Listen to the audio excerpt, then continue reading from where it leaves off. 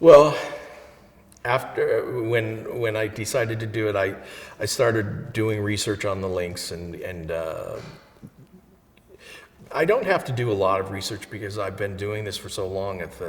I know animals so well that usually I don't really need a lot of reference material to start something. So basically, the concept I put in, the initial sculpting part of it was done very quickly because I just saw it in my head.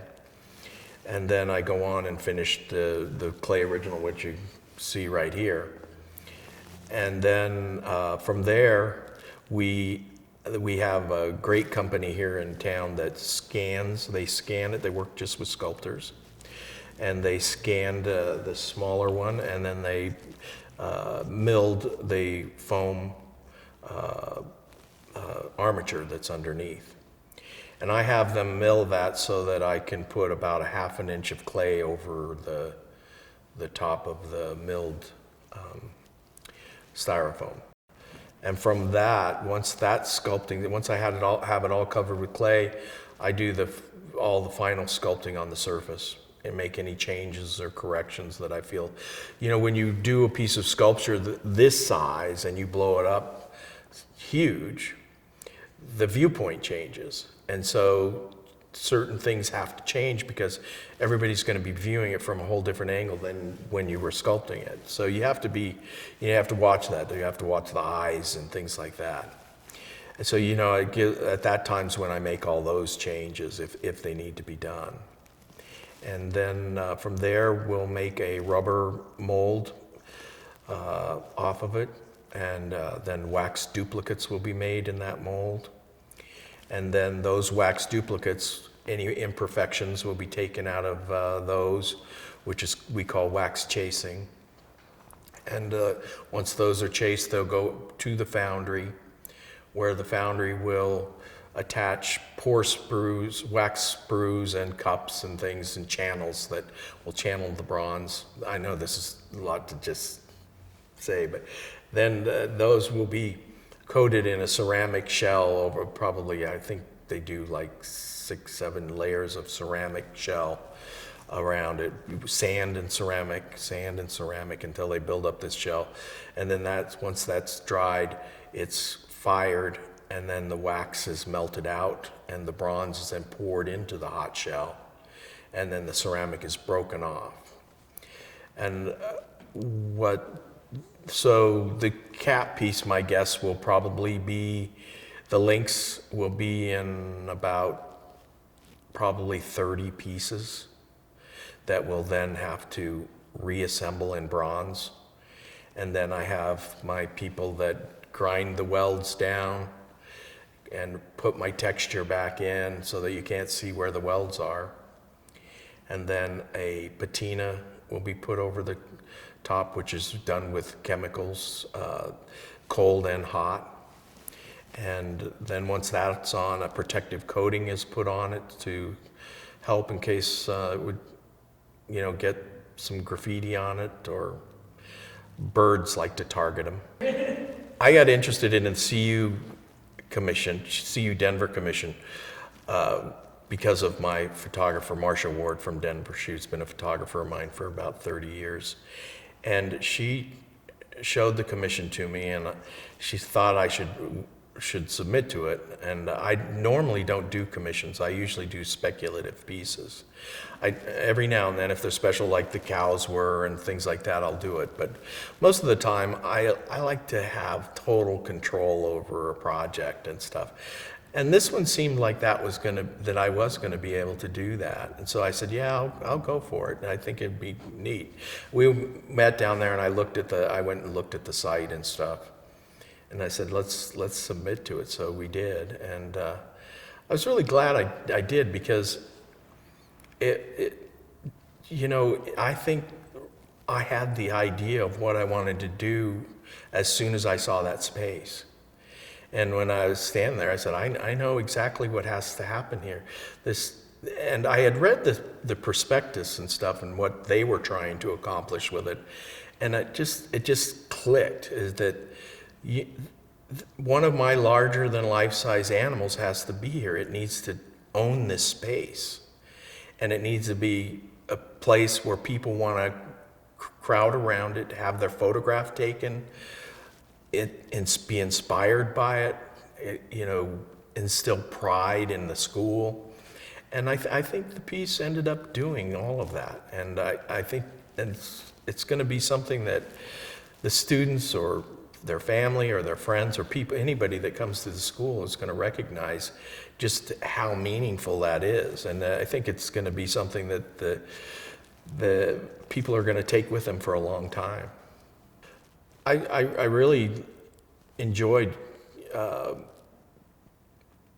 getting to know the Lynx better through this project, and that's when, and I knew that they had done the reintroduction of the Lynx here in Colorado, and lynx are just really incredible animals. They move differently than a lot of cats. Their hip structure is different. Their hips are higher than their front end, and they have bigger paws for running in the snow. They're just really sort of built for very specific kind of hunting, and that's of the snowshoe rabbit.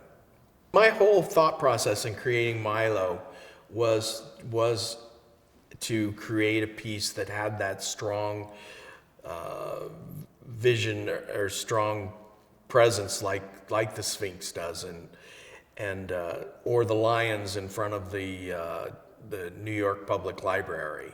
I mean, it's a strong, makes such a strong statement, and that was my goal with Milo, is to when people saw it, they got it immediately.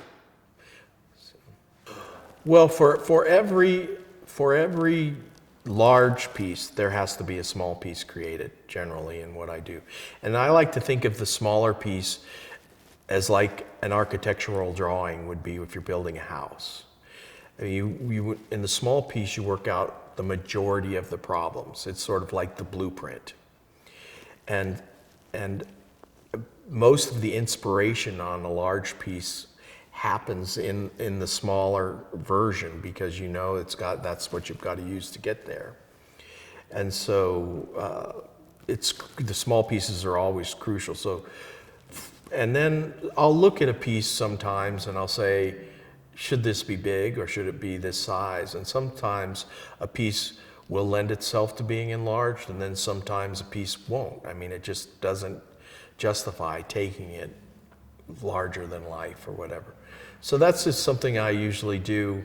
If I'm doing an exhibition for a gallery and of all new works, I usually try and have a blend of smaller pieces and large-scale pieces. And most of those large-scale pieces will come from the smaller ones I create for the exhibition. To create Milo I first had to, after I came up with the idea, I had to create the maquette, which is the smaller version. Oops. Want me to start over? Yeah. To create Milo, the first thing that I had to do was create the maquette. And so once the maquette was created, then it went to the enlargement person. The enlargement person scanned it, milled the foam armature underneath. It comes back to my studio, where I then put the clay surface on it, which is about 1/2 inch of clay over the surface. I rework all the details, make any changes at that time. And then the mold makers come in, they'll make the rubber mold on the piece. And then from there, that will go to the wax pour. The wax pour will make the wax duplicates in that mold. Those waxes go to the foundry, where the foundry then basically puts a ceramic shell around those waxes and melts the wax out, pours the bronze in, breaks the shell off, and then all the raw bronze, the cast bronze, comes back to my studio, where we weld it all back together. And once it's assembled, we use pneumatic tools and grinders and grind all the welds down so that you can't see the seam lines anymore. And then a patina is put over the top of that with a protective coating, and then it gets shipped and placed. Awesome. Thank you. Is that enough? Yeah. It's nice to have just another version. Sure. Do you have anything else? I do not. I No, I think you covered it pretty well. Yeah. I would love, I know Alice wants a pithy, probably 3 to 5 minute version. I love it all. Because in the gallery, we can. I like when people are viewing my work that they make up their own mind about how it makes them feel. I mean, my ultimate goal is to make them feel the way I feel about it. But I've had people walk up to my work and they'll say something about it that I didn't even think of before. But I like the idea that you create a piece of sculpture that makes people think that way, makes them feel good, that makes them, they take that image with them. And I think that with Milo, I think people are going to walk away with a very strong image that'll stay with them for a very long time. And that's ultimately what you want to do. My style basically was, and I think almost everybody's style, is created by trial and error. I mean, when you start sculpting, and when I was teaching people, I would say, you don't have a style. I would always have somebody say, oh, I have a style. No, you don't have a style, not yet. You sculpt and you sculpt and you sculpt and you sculpt, and you say, what do I like about that piece I just did, and what don't I like about that piece? And it just keeps developing and developing, and you're as it's developing, you're owning that piece, you're owning that sculpture, you're starting to create part of you, because it's developing because of your personality, the way you work, and so it suddenly begins to take on your personality, your vision, and you own it. That's, I've always said, I sculpt a sculpture of a bear, but there's something that's different about it, and that's because it's my bear. It's what my vision. It may not be exactly anatomically correct, but it came from years and years of being inspired and working with things anatomically correct, and I grew my style from that.